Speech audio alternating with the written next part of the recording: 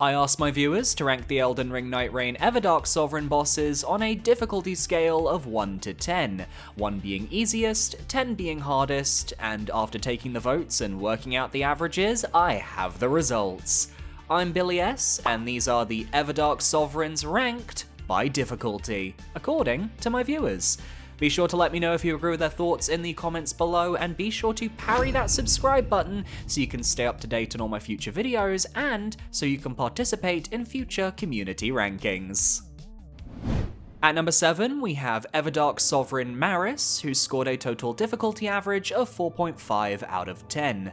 I also took the liberty of getting my viewers to rank the bosses by quality as well, and Maris scored a total quality average of 5.41 out of 10, landing in 6th place on the quality scale. Of all the Storm Ruler-esque fights in the series, Everdark Maris has officially come the closest to replicating that excitement I always got from the original Storm King fight in Demon Souls, and one viewer points this out. Everdark Maris made me realize that Maris in both versions is an attempt to work on the Storm King fight itself instead of just the Storm Ruler. They're both bosses who fly around while birthing smaller enemies. Visually speaking, they are both one-eyed flying marine creatures, and now the Everdark version introduced the Storm Ruler. After several years of only working on Flame Lurker, Penetrator, and Allant, I think it's good to work on the other ideas Demon Souls had to offer. This is a great starting point for Maris discussion because this viewer is correct. Maris is the closest we've come to the original Storm King fight between the base variant and the new Everdark variant. But the problem here is that those variations are completely separate. You either get the version of Maris where it spawns enemies you can kill to damage the boss, or you get the Storm Ruler Spectacle fight. There's no in-between option, which leaves Maris feeling a little divisive. The general consensus from the viewers is that Maris isn't a difficult fight, with heavily telegraphed attacks and a very obvious way to defeat it, but that the spectacle should make it a good fight overall, and one viewer has chosen to step up to the plate. I'll be the one to step up for Maris. I understand why people don't like the fight, but I love it. I think the callback to the Storm King was really cool, and Everdark Maris is by far my favourite enhanced boss spectacle-wise. The fight is refreshing, and there is something about a monumentally huge boss that fits right in with the co-op raid boss style that Nightreign often leads towards. I'm not asking for people to like this boss, but I certainly believe it deserves more respect for what it is. I'm with this viewer, and I'd also like to clarify something. In my own personal rankings, I ranked Maris in last place, but at no point did I say it was a bad fight. Ill-fitting for Nightreign, sure, but I'd be happy to fight Everdark Maris again if it showed up in the rotation. Just because this Everdark lands this low on the list doesn't make it bad. In relation to the entire series, I'm of the opinion this is one of the better gimmick fights, and is arguably a more engaging and exciting fight than the original Storm King himself. And coming from me, that is high praise, as the Storm King is one of my favourite fights from Demon Souls. And I'm not the only person who feels this way, as another viewer attests. While it's probably my least favourite of the bunch, Maris is a worthy successor to the Storm King's legacy and an amazing spectacle. It doesn't deserve a fraction of the hate it got on release. It's by far the best Storm Ruler fight because you feel like you're taking down something worthy of the weapon you wield. It only loses points because it's not interesting to fight multiple times.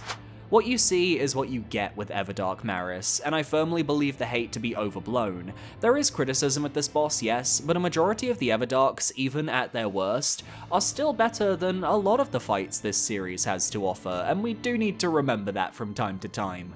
Just be glad FromSoft didn't try to make the Dragon God happen instead. At number 6, we have Everdark Sovereign Caligo, who scored a total difficulty average of 5.92 out of 10, while on the quality scale, Caligo scored a 5.96 out of 10, landing in 5th place in quality overall. The resounding energy surrounding Caligo is that of disappointment, and I think it comes from how beloved the base game fight is, and how the Everdark variant just had no way of living up to it. Base Caligo was fresh, and on top of an insanely fun moveset, had 2 incredibly cinematic arena-wide attacks that were memorable to players. Everdark Caligo, meanwhile, shoots an ice rock and causes immediate frostbite that you can't really avoid or stop in a reasonable way. One viewer feels very strongly about Caligo. I was personally really looking forward to Caligo's Everdark version, hoping for even more cinematics. Color me disappointed when I find that every single one of ED Caligo's moves are just way harder hitting versions of his second phase, meaning you die way too fast from one fuck up to moves that you already know how to dodge and are getting quite old during a 7-minute fight. The Monster Hunter-esque armor thing is pretty cool, I guess, but I feel like they don't do anything special with it like they do with all the other Everdarks. I was hoping for more Sky Freeze moves and invisibility things, something cool, you know? Caligo's armor being the main difference between base and Everdark definitely leaves a lot to be desired, as the armor is honestly not that visually appealing for a start. It takes a lot of hits to whittle down to give you a feeling of progress, and it's not really that satisfying to smash because of that. There needed to be something more with the mechanic, like breaking pieces of the armor could stop Caligo from using certain attacks for a short time, or something along those lines to get the fight some oomph. It falls into the same trap I felt Adel's Everdark variant had, where most of the difficulty just comes from a moveset we already know, except now it hits harder. Ironically, Caligo should have gotten the Everdark Marish treatment, as viewer Moose explains. She had by far the most cinematic feel of any of the bosses, and by simply upping the ante a bit, it could have been a boss for the ages. But instead, they just gave her 2 attacks you can't dodge and just freeze you. And where are the cinematic attacks? And why is her ice blue now? Who signed off on this? From Software signed off on this, the mad lads. Because Caligo was already considered an easy fight, the fact that most of her moveset is still relatively the same has likely led to a lot of players feeling she remained easy, even more so if you include the Mountaintop Shifting Earth event, which is handmade to new to Caligo runs. But hey, we do have one positive viewer who points out one very cool difference. I absolutely love Everdark Caligo, just because of the move where it flies through the air and shoots countless icicles at the team. The game literally becomes Cuphead for a second. Souls and Bullet Hell is absolutely awesome. I think some people didn't notice that the meteors changed to icicles for Everdark Caligo, and it's a nice touch. Makes the hitboxes a bit larger and makes getting hit a little more painful. Less breath in the pipe, so to speak. At number 5, we have Everdark Sovereign Fulgor, who scored a total difficulty average of 5.97 out of 10. While on the quality scale, Fulgor scored a total quality average of 9.1 out of 10, taking the first place spot as my viewers' favourite Everdark Sovereign. And I saw that quality ranking coming. Fulgor has been a fan favourite since the game's release, and even if it took me until his Everdark Sovereign appearance to come around to it, I can finally appreciate everyone's favourite centaur and his nuclear archery skills. What I was surprised to find, though, was how low he ended up on the difficulty scale, as I found him very difficult across my multiple refights. But as viewer Havel points out, Fulgor is a fair fight, and those often end up receiving more middle-of-the-road scores. As someone who loves both the lore and fights of the Souls games equally, Fulgor is a perfect mixture. He's a fun, fair fight, but also an awesome character. Both aspects are improved with the ED version. Though I think Adel is a more difficult fight, while still being fair, his story doesn't get changed at all with the ED version. So for me, Fulgor ekes out first place, and screw you, Libra. Not Libra catching strays, but I definitely agree here. Of all the Everdark Sovereigns, both Fulgor and Noster are the two whose lore actually benefits from them existing. For Fulgor, it tells a story of him regaining his humanity instead of succumbing to the night, hence his title, Champion of Nightglow, instead of simply Champion of Night. And all his new moves feel sufficiently cinematic to sell the new form, which was something Caligo sorely lacked in. We also have to consider that there could be Guardian mains voting in this list. They are out there, and they're very real, such as viewer Alcides. Fulgor is my favourite Everdark boss. His moveset is perfectly telegraphed, and it's very satisfying to dodge, parry, block his 7-hit combo, especially block because I am Guardian main. Maybe it makes him easier compared to other Everdark, but I ain't complaining about that.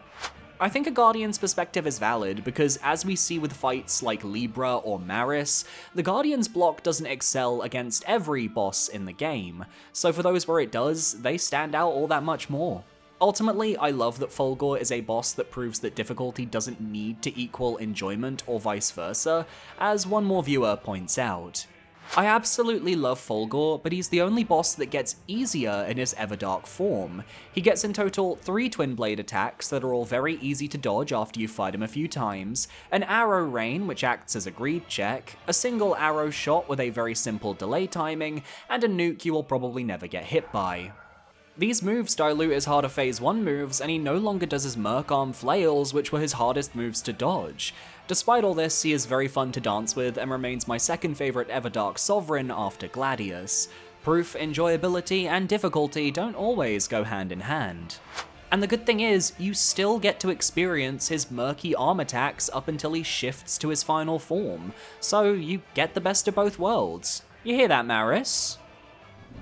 At number 4, we have Everdark Sovereign Noster, who scored a total difficulty average of 6.13 out of 10, while on the quality scale, Noster scored a total quality average of 7.25 out of 10, landing bang in the middle in 4th place.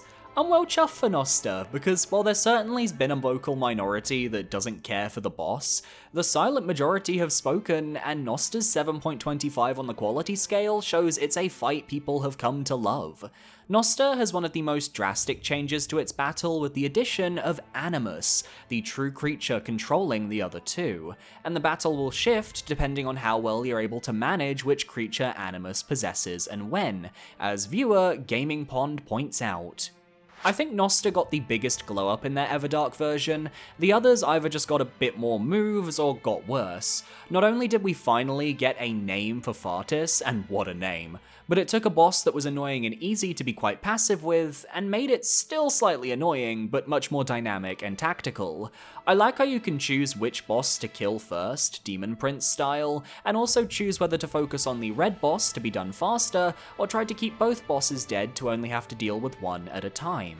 Depending on your team composition, you have a variety of ways to overcome Noster, Fartis, and Animus, in a way that none of the other Nightreign fights allow, and the fact that every Nightfarer is viable in this battle is an extra plus that Golden Eagle 0823 explains. What I like about Noster is the freedom that the fight gives you in comparison to all the other Everdarks, where you can decide to focus Noster and force Animus to corrupt them over and over again, or, the easier route, make Animus corrupt Fartis and keep Noster alive. You could also cycle one after the other, use different builds, and really involve everyone in your group, which I think some of the other Everdark fights lacked. The ability to play any Nightfarer and pace the fight however you want it, while also adding a very cool mechanic that made the fight feel familiar and new at the same time, made me have such a fun time every chance I fought this duo. Trio? Question mark?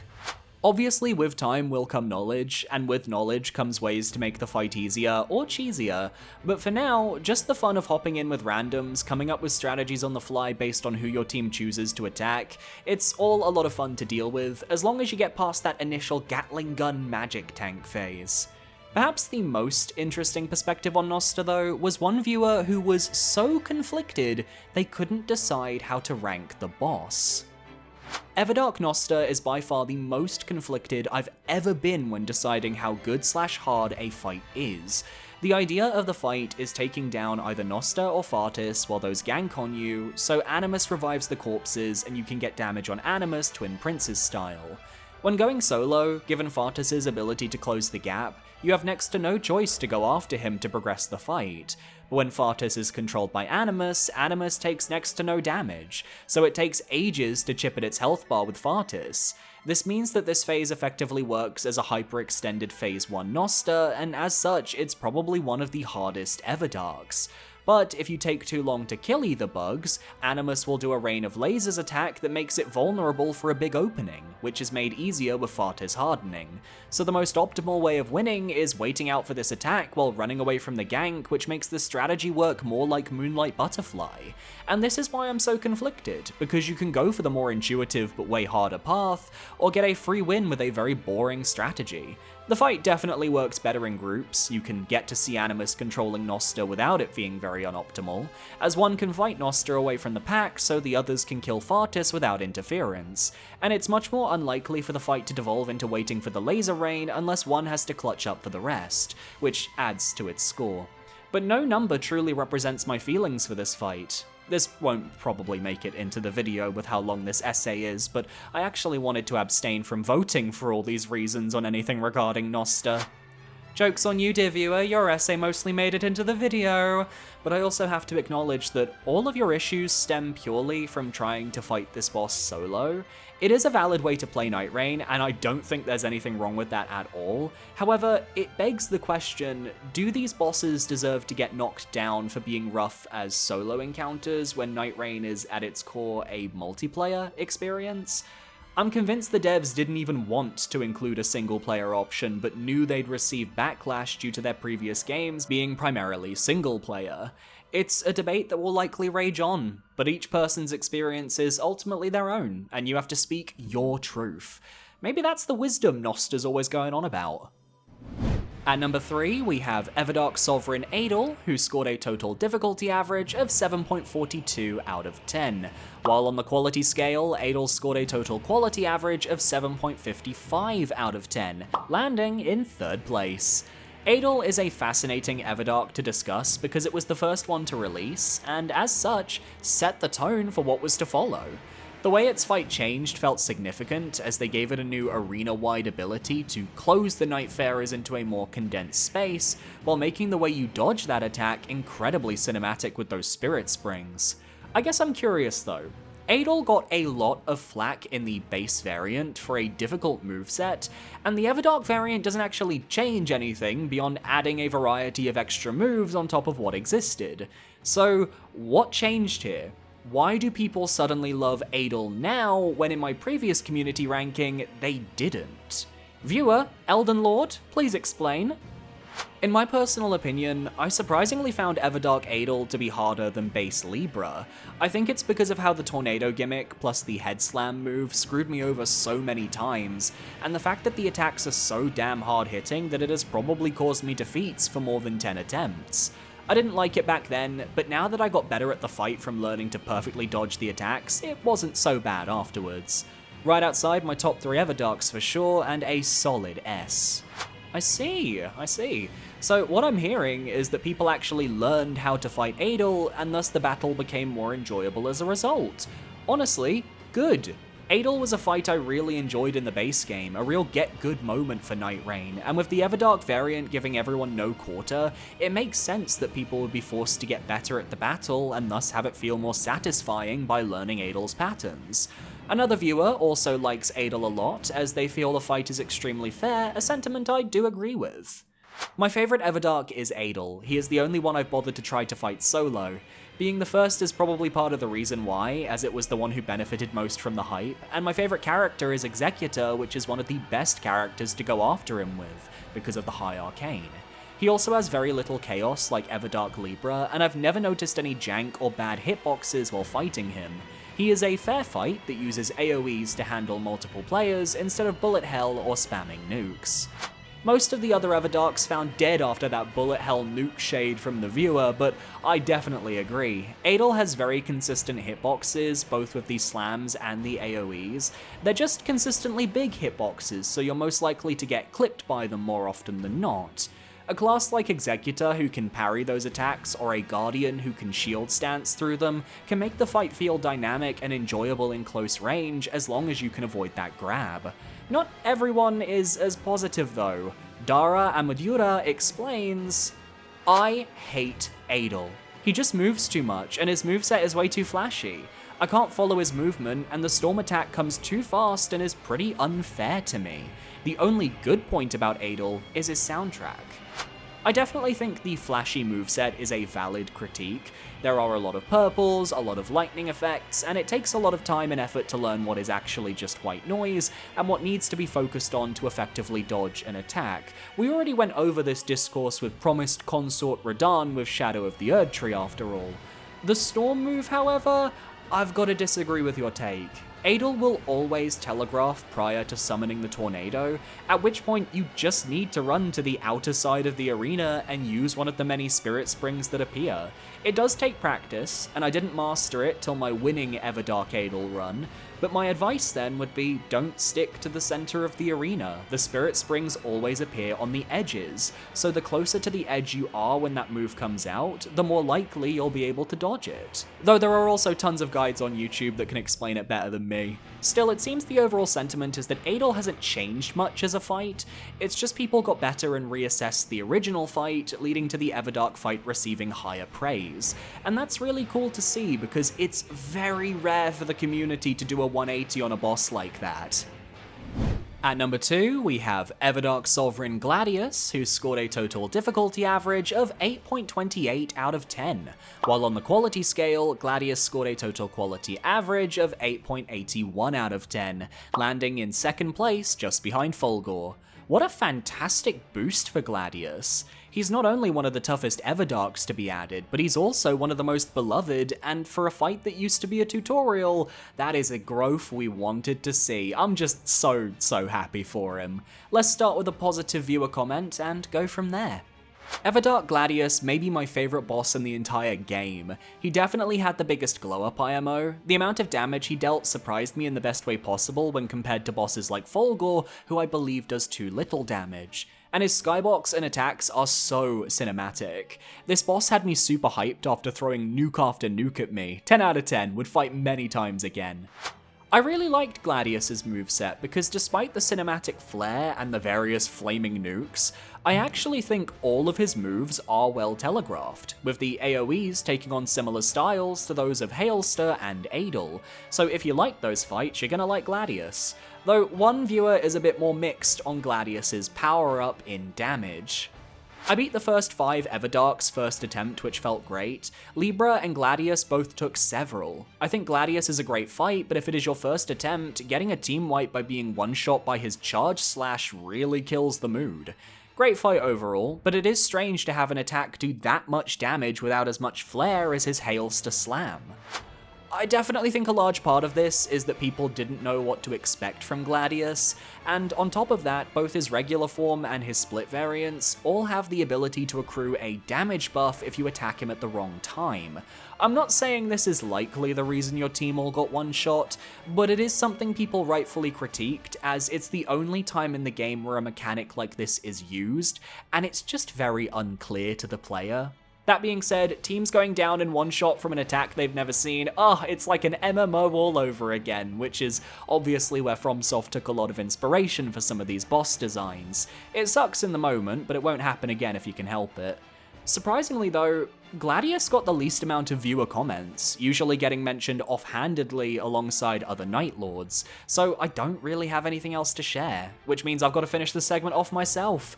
Gladius's difficulty stems from his moveset hitting hard, having damage buffs, and the usual split into 3 format, which often leads to one player in a team getting overwhelmed hard.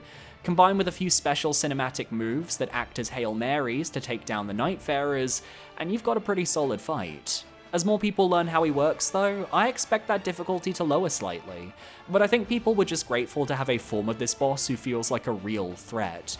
He's not the most difficult Everdark, but honestly, that's a good thing, because now we're crossing into the territory of a boss who's difficult for all the wrong reasons. At number 1, we have Everdark Sovereign Libra, who scored a total difficulty average of 9.47 out of 10.